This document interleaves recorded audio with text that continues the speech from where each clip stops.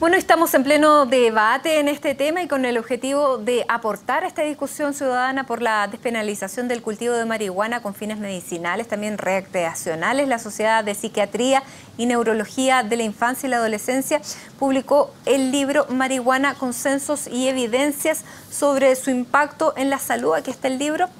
Queremos, aquí se lo vamos a mostrar. Queremos profundizar en este tema y para eso estamos junto a la past president, se dice, presidente de la Asociación Médica, María Alicia Espinosa. Doctora, muchísimas gracias por estar con nosotros para conversar de marihuana y de lo que puede producir la marihuana.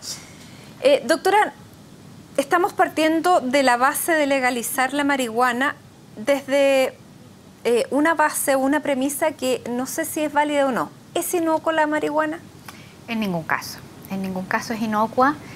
Nosotros hemos visto que en Chile ha aumentado sustancialmente, ¿no es cierto?, el uso de marihuana en los adolescentes, y muchos de estos adolescentes que comienzan, ¿no es cierto?, con un uso que ellos piensan que es recreativo, luego se convierten en pacientes de psiquiatría, ¿no es cierto?, de neurología, y tienen daño neuronal importante que podemos objetivar. No es solamente una impresión clínica, lo hemos podido objetivar, ¿no es cierto?, en una serie de trabajos de investigación que están plasmados en nuestro libro, ¿no es cierto?, que reúne no solamente el conocimiento en Chile a propósito de nuestros escolares o de personas, ¿no es cierto?, que están en el consumo problemático de drogas, sino que además reúne la literatura internacional acerca del tema.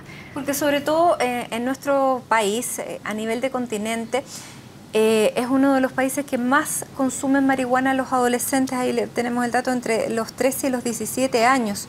Y tenemos el dato que el 30% de octavo a cuarto medio ya la ha consumido. En cerebros que todavía se están desarrollando, porque hasta biológicamente, ¿hasta qué edad se desarrolla el cerebro en una persona? Bueno, el cerebro no todo tiene el crecimiento y el desarrollo al mismo tiempo. Hay un sector, ¿no es cierto?, una parte del cerebro que se desarrolla lentamente, incluso hasta por ahí por los 24 años. ¿Y esto por lo menos afecta? Hasta los 21 está sumamente estudiado. Y en ese sentido, ¿no es cierto?, cualquier elemento que viene a ser un tóxico para el sistema nervioso tiene una influencia sobre este sistema nervioso que está en desarrollo, y por lo tanto a nivel de células, de sinapsis, de interconexiones neuronales, el daño es prolongado y muchas veces definitivo. ¿Y eso está estudiado? Está totalmente estudiado. Ahora, claro, ¿cómo se puede contrarrestar esta percepción social de que la marihuana no hace más daño, por ejemplo, que el alcohol? Bueno, la verdad que la percepción social, ¿no es cierto?, es un tema bastante importante en todas las drogas. En general pensamos que lo recreativo, en términos de tomar alcohol, por ejemplo, en una celebración, puede ser una cosa que nos reúne, que nos convoque. El tema está en los excesos. El alcohol, por ejemplo, que causa enfermedades y causa problemas, ¿no es cierto?, con el tránsito, con los accidentes, etc. En el tema marihuana, ¿no es cierto?, tenemos que la marihuana como una sustancia tiene 400 sustancias en la marihuana, ¿no es cierto?, la planta de marihuana. Hay algunas que son especialmente, producen adicciones, y en ese sentido hay una escalada, ¿no es cierto?, de consumir una cosa que lleva a esta sensación de bienestar, ¿no es cierto?, y luego se requieren más cantidades de la misma sustancia, ¿no es cierto? Y se empieza a consumir también otras sustancias que también pueden tener un efecto estimulante de esto, que es la llamada como recompensa o sensación de placer. Entonces, en ese sentido, digamos, hay un conglomerado de situaciones, ¿no es cierto?, que se van sumando, y por lo tanto se van sumando también los riesgos, alcohol, marihuana. Claro, y otras ustedes drogas. lo han estudiado. ¿Cómo afecta, por ejemplo, el rendimiento escolar de un niño que consume versus otro que no consume?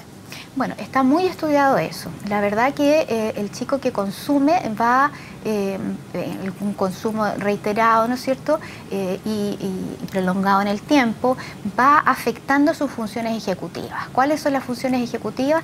Las que están ubicadas, ¿no es cierto?, centradas en su funcionamiento en el lóbulo prefrontal, que a propósito de su pregunta anterior, es la parte del cerebro que se demora más en desarrollarse, ¿no? Esta parte que se desarrolla gradualmente hasta por ahí los 21, 22 años. Por lo tanto, en esa zona del cerebro, que es una zona específicamente en que funciona una serie de elementos que tienen que ver con el aprendizaje, con el control de impulsos, con la planificación del trabajo, con la organización, ¿no es cierto?, de las distintas actividades en relación al aprendizaje, la que permite corregir errores, ¿no es cierto? Toda esa zona viene a ser afectada directamente con el uso de marihuana y por lo tanto se afecta el aprendizaje. Y se ha visto, ¿no es cierto?, en estudios que en un tiempo prolongado disminuye el coeficiente intelectual, ¿no? de los adolescentes que han consumido marihuana y llegan a la etapa adulta. Se ha visto que incluso disminuye el nivel intelectual, que tienen menos éxitos, ¿no es cierto?, en su proyecto de vida, que son menos exitosos en su trabajo, que hay un deterioro, ¿no es cierto?, en sus funciones sociales y cognitivas. Ahora, claro, bajan las capacidades de los adolescentes, de los estudiantes como estudiantes y como jóvenes ya en la vida laboral. Ustedes en este libro también plantean que el consumo de la marihuana está más asociado a estratos socioeconómicos más bajos. ¿Se aumenta la brecha entonces? Es decir, el uso de marihuana es transversal a todos los grupos socioeconómicos, pero sin duda que la marihuana está, al tener, digamos, un amplio acceso, las personas que tienen una perspectiva, ¿no es cierto?, un sentido de la vida quizás más coartado, que de alguna manera no se proyectan, ¿no es cierto?, en una sociedad a su necesidad. Obviamente que consumen más sustancias que tienen que ver con el circuito de la recompensa, de alguna manera quieren tener un placer, ¿no es cierto?, y están más ávidos de esto, y también se deterioran más. Y se asocia también a un medio, a un entorno que no tiene la misma estructura tal vez que otros medios que son más apoyadores. Entonces, en ese sentido yo le preguntaba, claro, ahora estamos tratando de emparejar la cancha, ¿con esto se desempareja la cancha? Totalmente, además que las personas en sectores más vulnerables acceden a una marihuana mucho más contaminada, con una calidad bastante empeorada en relación a todo lo que se le añade, ¿no es cierto?, a la marihuana prensada. Por lo tanto, el deterioro cognitivo, emocional, social es mucho mayor. Bueno, tenemos claro que de acuerdo a los estudios de ustedes, esto tiene un riesgo y claramente tiene un daño para los jóvenes, los adolescentes, los menores. Pero uno dice, los adultos pueden consumir tranquilamente porque ya el cerebro se desarrolló. ¿Es tan así o no? No es tan así porque la sustancia tiene un efecto actual, digamos, en el momento. Tiene un efecto también sobre las reacciones, sobre la toma de decisiones, sobre el control de impulsos y por lo tanto, como además es una droga adictiva, tiene el problema adicional, ¿no es cierto?, que puede tener síndrome de abstinencia, es decir, cuando se deja de consumir también la persona está en una condición, ¿no es cierto?, de estar enfermo de una adicción. ¿Qué pasa con un niño que ve a sus papás consumir marihuana? Que a lo mejor él no consume, pero ve que los papás lo consumen libremente. Claro, ahí disminuye la percepción de riesgo, es decir, el chico va a pensar que bueno, si los papás lo usan será más o menos inocuo, será más o menos, digamos, posible de usar. Muchas veces sí, los chicos constatan el deterioro de sus padres y cómo sus padres abandonan la vida familiar, ¿no es cierto?, cómo se deterioran en su trabajo. Entonces, de alguna manera también eso pudiera ser un factor que les haga rechazar, ¿no es cierto?, el inicio de consumo de droga. Para los defensores de la marihuana dicen, claro, pero este consumo también, si los papás consumen alcohol, es lo mismo. Si los niños consumen alcohol, también sufren el deterioro. ¿En qué se diferencia el riesgo del consumo, digamos ya, muy frecuente de la marihuana versus el alcohol? Bueno, el alcohol también es una sustancia adictiva. Tenemos un tremendo problema de alcohol en nuestros adolescentes y en general en Chile el consumo de alcohol es altísimo. La diferencia probablemente tendrá que ver que el consumo de marihuana lo estamos viendo cada vez en niños más pequeños. Estamos viendo que los escolares, ¿no es cierto?, ya en un sexto básico, en un séptimo, en octavo básico, ya están consumiendo libremente marihuana, ¿no es cierto? Y eso estamos muy preocupados porque ha aumentado tremendamente el uso y eso determina que nuestros estudiantes están teniendo dificultades en su aprendizaje, en su rendimiento escolar, es decir, todo lo que estamos pensando, ¿no es cierto?, para una educación mejor, de calidad. Por otro lado, ¿no es cierto?, si hay un libre acceso a la marihuana, estamos dándoles un tóxico a los niños para su cerebro y obviamente que van a ir deteriorando sus funciones, todas doctora, las funciones cognitivas. Sí, ¿no? Doctora, hay un tema que no puedo dejar pasar porque hay mucha gente y las asociaciones que defienden el consumo de la marihuana, tanto para usos recreacionales, también hablan del consumo terapéutico. ¿Cuáles son los efectos terapéuticos que tiene la marihuana? Hay personas, padres sobre todo, que hablan de los beneficios del consumo de marihuana, tanto fumar la marihuana como tomarla más concentrada en niños, por ejemplo, que tienen problemas de epilepsia, que tienen distintos tipos de problemas conductuales, también las personas que sufren dolores por cáncer. ¿Es para ellos una solución?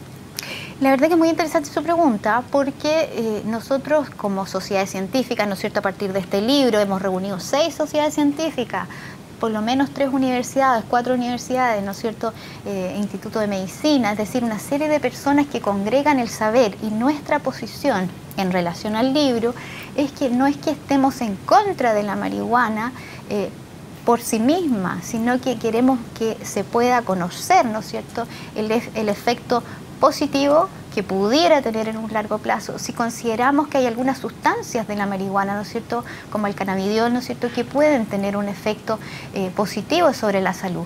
Pero si la consideramos como un fármaco, tiene que pasar por todos los procesos que todos los fármacos tienen, ¿no? Y por lo tanto tenemos que tener mucha claridad acerca de cuáles son sus efectos reales y cuáles son las posibilidades, ¿no es cierto?, de riesgo al uso de estas sustancias derivadas de la THC.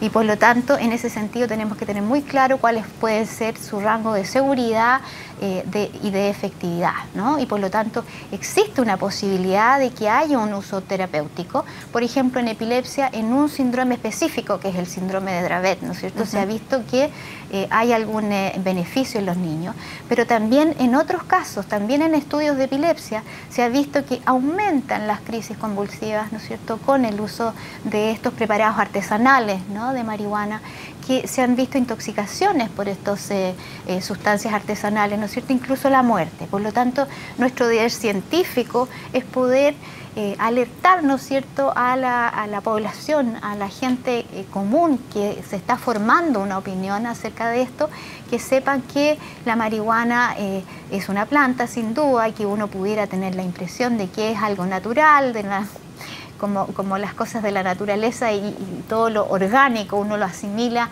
a benéfico, pero claramente es una planta que tiene 400 sustancias, ¿no es cierto?, que algunas de ellas no son buenas para la salud, que el tetrahidrocannabinol es productor de adicciones, por lo tanto produce enfermedades, ¿no es cierto?, produce pacientes que luego pueden tener una carga al sistema público, a la salud pública, ¿no?, bien, porque doctora, se transforman en pacientes. Muchísimas gracias por estar aquí contándonos sobre este libro que sin duda, claro, es un gran aporte a la discusión sobre esta despenalización del cultivo de la marihuana para usos terapéuticos y también recreacionales. Es decir, que este libro lo patrocinan y participan en él el Colegio Médico de Chile, Senda, la Sociedad de Anestesiología, la Sociedad Chilena de Cancerología, también la Sociedad de Epilepsia. Son muchas organizaciones, SOMNIA también, que es la Sociedad Sociedad de Psiquiatría y Neurología de la Infancia y la Adolescencia,